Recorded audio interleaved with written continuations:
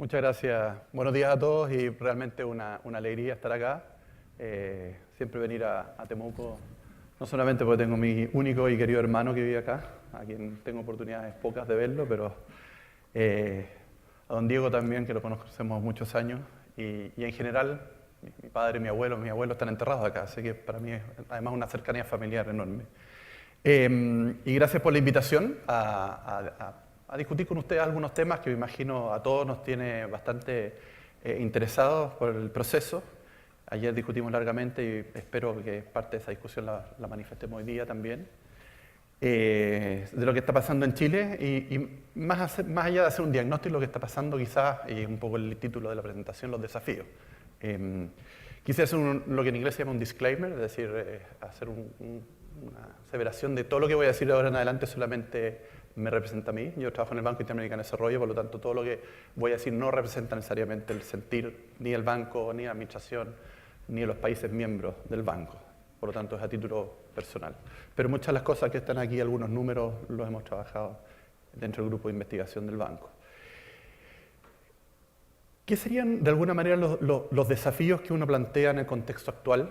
Y el primero, ver desde dónde se está partiendo, ¿no? De dónde parte esta discusión actual. Y en general no hemos acostumbrado, y este gráfico muestra bastante bien lo que generalmente mis colegas economistas nos han venido diciendo en los últimos 30 años, que Chile ha presentado una trayectoria de crecimiento bastante sólida a través del tiempo, no solamente en términos de tendencia, sino que comparativamente con los países latinoamericanos nos ha ido bastante bien. Ese gráfico muestra en términos de ingreso per cápita, en dólares paridad poder de compra.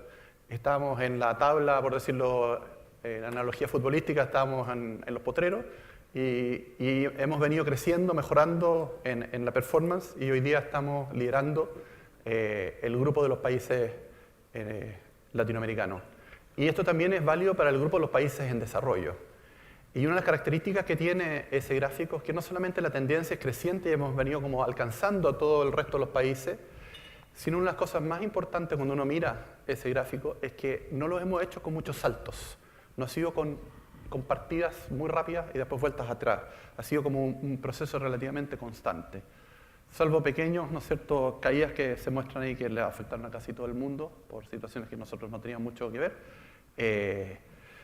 En general la tendencia no solamente es creciente, sino también estable.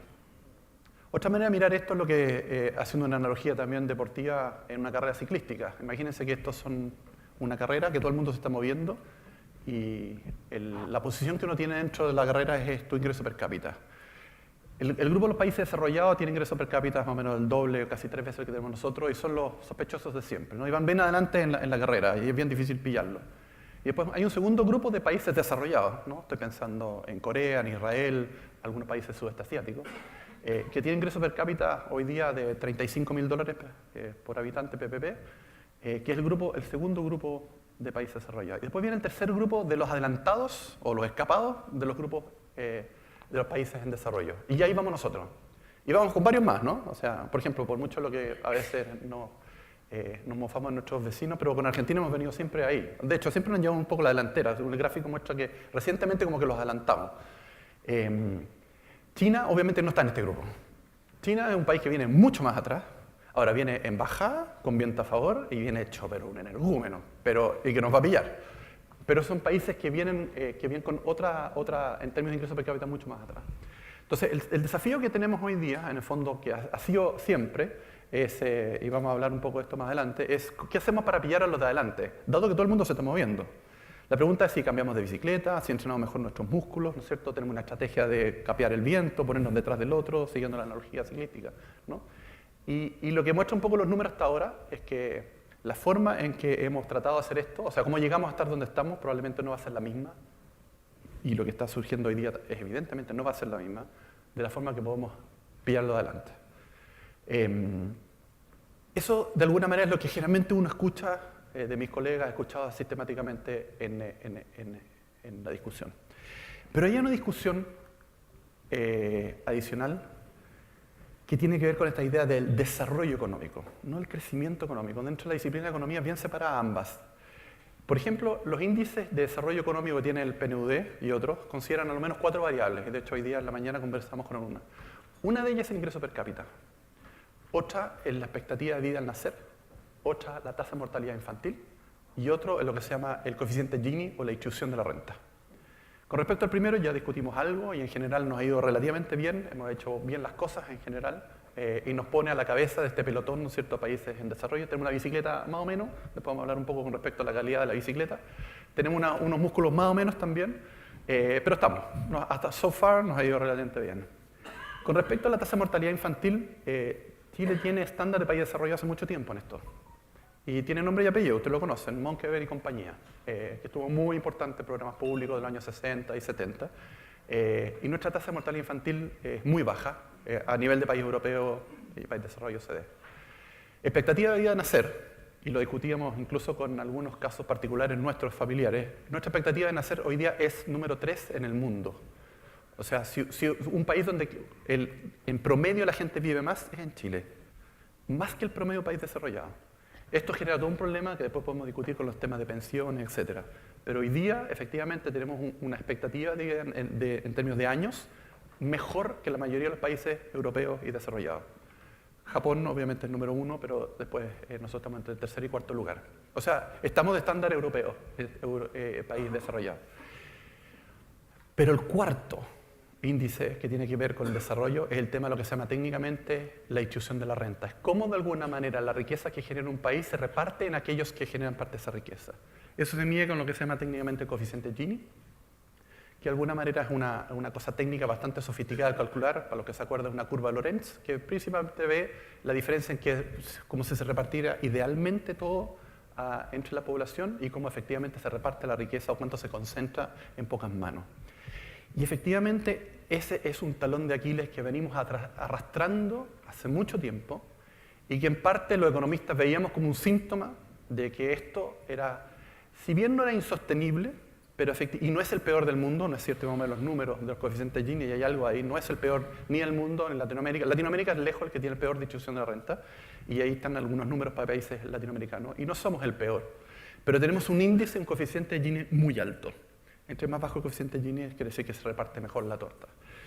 Entonces, de alguna manera esta trayectoria, que por el lado del crecimiento, etcétera, mostraba muy buenos números, y las otras que tienen que ver con más áreas de salud, ¿no es cierto?, expectativa de vida al nacer y tasa de mortalidad infantil. Esta otra parte, esta cuarta dimensión, por decirlo de alguna manera, nos estaba mostrando ya hace mucho tiempo que era una situación bastante compleja. Porque si uno corrige por ingreso per cápita, porque ahí no está corregido por ingreso per cápita, efectivamente el Gini que tenemos es, condición que tenemos, $25.000 per cápita, demasiado alto. Para poner una anécdota, quizás ustedes vieron un video de una de las grandes fortunas de Estados Unidos, ¿no es cierto? Decía que hoy día el 1% de la riqueza en Estados Unidos está concentrado en algo así como el 23%. Y él decía que el futuro de ellos era la horca, ¿no? Ese es el argumento que daba. Pero si seguimos así con esto, nuestro futuro era, haciendo la mímica, ¿no es cierto?, francesa, la horca. Hoy día el 1% de Chile concentra el 30% del ingreso. O sea, para estándares norteamericanos es insostenible, según esta persona, y creciendo. Entonces, eso es un tema, de alguna manera, que los números muestran, que relativamente en forma más fría, pero obviamente parte de lo que está pasando, algo refleja esa situación. Como les decía, Chile ha venido haciendo un esfuerzo en reducir estos índices de disparidad de la economía. Los números muestran que en términos de tendencias, las tendencias son bastante alentadoras, hemos venido reduciendo. O sea, no solamente ha ocurrido desde el punto de vista de que la pobreza, el índice de pobreza ha ido reduciéndose, pero la brecha, de alguna manera, entre los más ricos y los más pobres también. Hay todo un tema metodológico si efectivamente estamos mirando bien a los que son más ricos por un problema de contabilidad, en el fondo, que hay una discusión larga al respecto, pero suponiendo que la vara es la misma para todos los países, pues eso también aplica a los otros, efectivamente esto ha venido mejorando. Pero una cosa es lo que dicen los números y otra cosa es lo que la gente piensa. En economía las expectativas son claves. Y todos sabemos en el fondo, y me imagino que, bueno, como se partió la inauguración de este seminario, es entender en el fondo cuáles son las visiones, las expectativas, las miradas que tiene la gente con respecto a este proceso.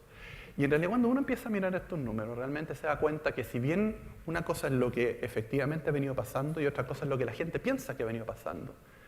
Y ahí hay más diferencias. La gente en general, en las encuestas, muestra de que no existe una sensación y vamos a hablar al final de esto, de que este proceso de reducción de la distribución de la renta está ocurriendo a la velocidad o al mecanismo que la gente le gustaría, ¿no?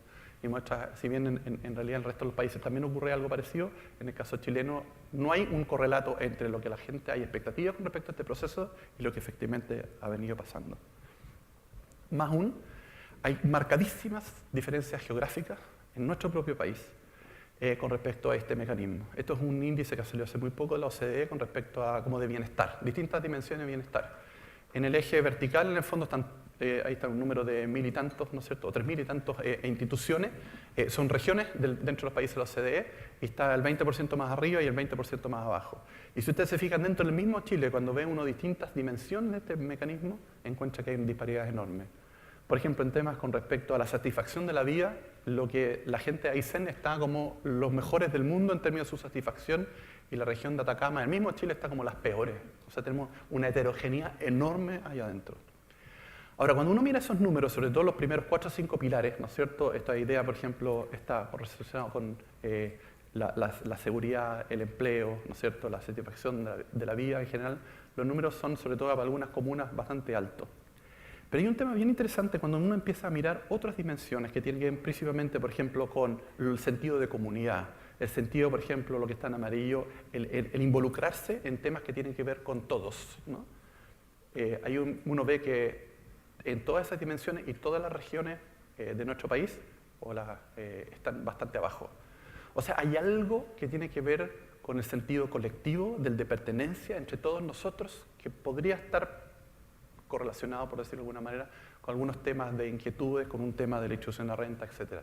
O sea, si bien individualmente la gente parece, en promedio, se siente relativamente bien con respecto a muchas cosas y hay felicidad y hay indicadores previos que muestran eso, cuando uno mira de qué es lo que tiene que ver con lo colectivo, de todos juntos, es distinto. Y los números son bastante fuertes al respecto, sobre todo los que tienen que ver con el lado derecho. Otra discusión que también se está planteando en términos de esto de la distribución de renta tiene que ver con el rol del Estado.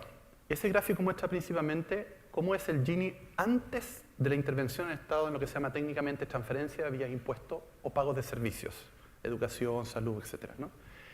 Y los triangulitos, en el fondo los rombos azules, muestran, y a la derecha está Chile, el último a la derecha, que no somos muy distintos a la mayoría de los países desarrollados en la forma en cómo la riqueza se genera. Y esto tiene que ver mucho con la estructura productiva.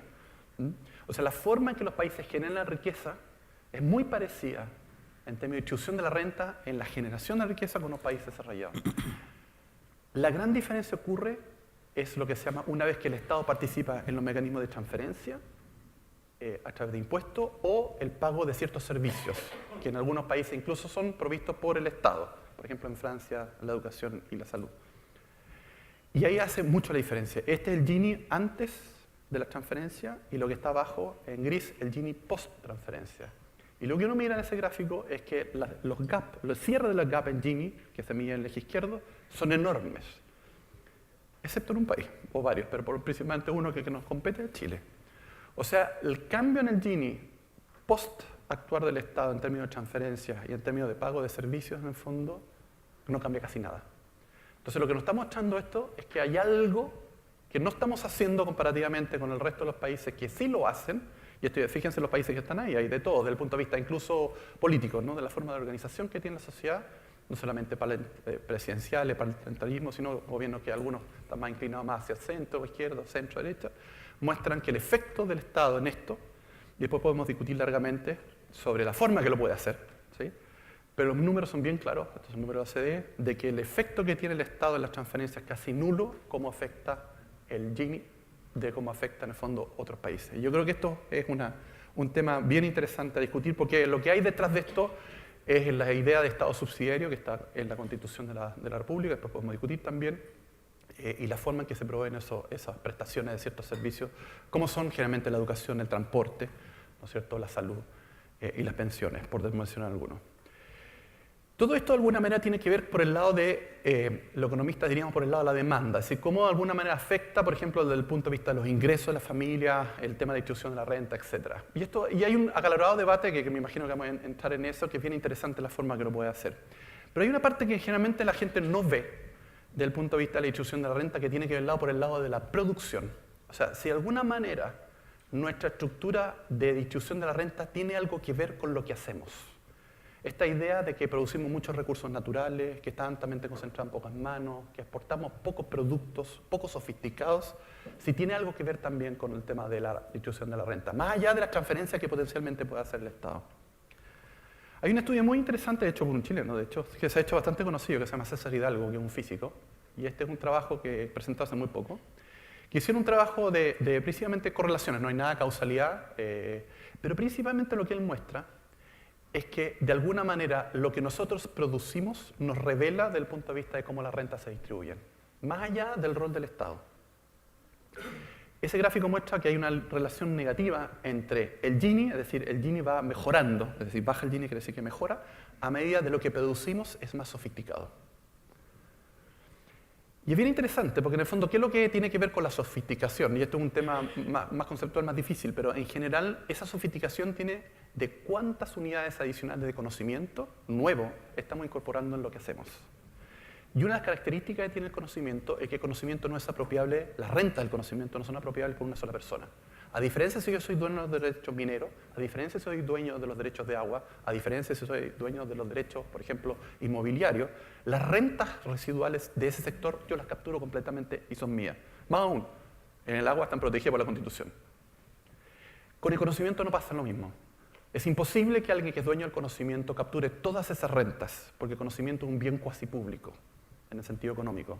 Por muchas patentes que hayan y por mucho secreto industrial, siempre el conocimiento tiende a derramarse y las rentas asociadas al conocimiento se dispersan. Lo que ese gráfico muestra es que cuando uno hace productos más sofisticados, que tienen más unidades incrementales de conocimiento para hacerlo, la renta mejora porque hay más gente que se beneficia con las rentas que genera ese nuevo conocimiento. Y es un tema muy interesante desde el lado productivo, que es realmente más allá de los temas sociales que vamos a discutir largamente. Esta dimensión creo que es tremendamente importante y quisiera como traerla a colación. Más aún, cuando uno mira el patrón de exportaciones que tienen los países latinoamericanos, y Chile no es la excepción, entre más oscuro en ese patrón quiere decir que es más sofisticado desde el punto de vista de conocimiento. Países como Corea, y al lado está un país latinoamericano, el caso chileno es casi igual al que está allá, es bastante promedio, ¿no? Muestra que primero, en los países como Corea, los colores oscuros abundan, es decir, que son muy sofisticados desde el punto de vista del conocimiento, y los claritos son poco sofisticados. Y lo que muestra el gráfico a la izquierda es que Corea no solamente es bien oscuro, sino además que ha ido cambiando mucho a través del tiempo. Y lo que muestra Latinoamérica es que los colores claros abundan, y lo peor que no ha cambiado nada en 30 años. O sea, seguimos produciendo más o menos lo mismo a través del tiempo. Nuestra producción, es cierto que la producción frutera, y muchos de ustedes estarán de acuerdo, es muy sofisticada desde el punto de vista tecnológico. Es cierto que la producción minera es muy sofisticada desde el punto de vista tecnológico. Lo que pasa es que hay muchos otros que están haciendo lo mismo. De hecho, la definición de commodity, por definición en inglés, significa que ustedes no se pueden diferenciar de los demás. Ustedes tienen que cumplir una norma. El cobre blister es 99,9% de cobre, 0,1% ¿no es cierto?, de azufre y otras cosas. Se ve la bolsa metalera de Londres y da lo mismo si dice Chile, Canadá, Sudáfrica o Australia. Da lo mismo. Tiene que cumplir la norma. Por tanto, el proceso productivo, las ganancias son hacerlo más barato. Los salarios relativos importan, pero hoy día la ley minera, por ejemplo, la concentración de cobre que hay por tonelada de roca es bastante cada vez bajando y nos hace más costoso. Entonces, lo que muestra ese gráfico principalmente es aquellos países que tienen una sofisticación en su canasta exportadora y productiva, que tienen más unidades de conocimiento, ha ido cambiando a través del tiempo, y el gráfico anterior muestra que esto está correlacionado con mejores en la distribución de ingresos por el lado de la oferta, por el lado productivo. Por eso yo creo que hay un desafío, y parte de los desafíos que quiero plantear, es que junto con la discusión de la agenda social, que vamos, imagino, a ahondar bastante hoy día, hay un tema que tiene que ver con la forma en que qué hacemos, cómo lo hacemos en términos de producción. Me refiero en lo que se produce, no quién es el dueño de la producción, ¿no? En respecto a la propiedad. Más aún, no existe ningún país en el mundo que se haya transformado en país desarrollado que no lo haya hecho en que uno haya sofisticado su canasta de producción y exportadora y no lo haya hecho en situación de crisis. Todos los han hecho en situaciones de crisis. Esto es un tema no menor.